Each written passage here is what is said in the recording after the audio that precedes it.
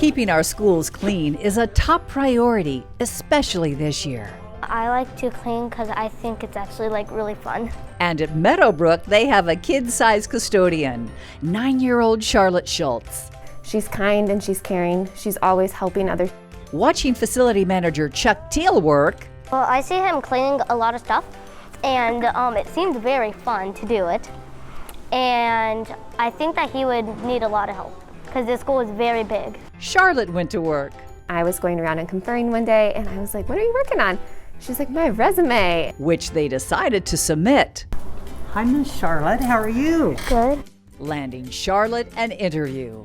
Why do you think it is important that our schools are cleaned every day? So that there's a more clean environment for people to learn because it's easier to learn whenever it's clean around.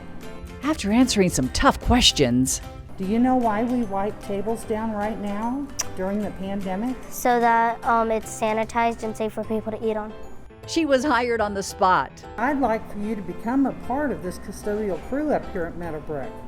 Would you like that? Yeah. Well, I think we would be honored. Getting an official shirt and badge. Welcome, Charlotte, to our crew. We have a special shirt for you. Now she sweeps, scrubs, We're going to have to clean the water fountain.